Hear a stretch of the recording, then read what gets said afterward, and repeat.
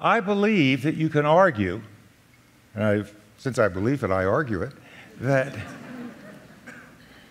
we are biased to see threats that aren't there, rather than to not recognize threats, and that's built into our nervous system. And take the example of the coiled rope or the snake. Which is it? Well, those who responded to the snake as if it was a coiled rope would be less likely to put their genes into the next generation than those who did the reverse. I mean, what's really the cost of responding to the rope as if it's a snake? Not much, a second or two lost, but there could be a very high cost, life itself, if you think that that coiled apparatus that you're seeing is a rope, not a snake that could bite you. So to miss a threat has much higher costs than misperceiving a threat when there is none. Now, most of us in the middle-class world do not live in a world where there are lots of immediate threats, but we're biased to see them. Nevertheless, not by choice. You don't choose to become emotional. It happens to you. It's unbidden. Robert Zion said that your responses are inescapable once an emotion occurs. That's what makes them so interesting. All the involuntary things that can save our lives or ruin our lives, and it often can do both.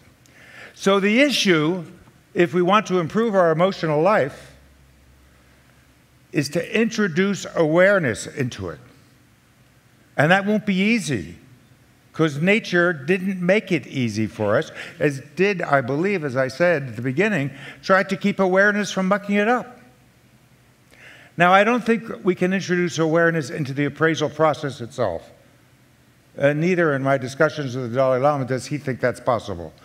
If he can't do it, not much chance the rest of us will be able to. But we can learn what are the social contexts that often trigger and result in emotional behavior that we later regret, and then we can learn to prepare or to avoid or to be able to respond in a more considered fashion. The next step after the appraisal is an impulse. And there's a gap between impulse and action. In my last year of training to be a psychotherapist, something that I haven't done for 50 years, my supervisor said, Paul, if you can increase the gap between impulse and action, you will have really helped your patients.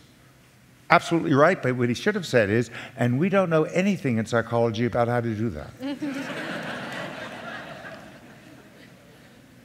I do believe that for those people, and this is an interesting individual difference, that is the size of that gap. Of course, it varies with social context, but I think it also varies with individual temperament. There are opportunities in that gap to learn through practice, whether it's meditative practice or Western-based practices, to become aware that the impulse has arisen and to choose whether to engage or to let it pass. What a marvelous choice that is when you do have it.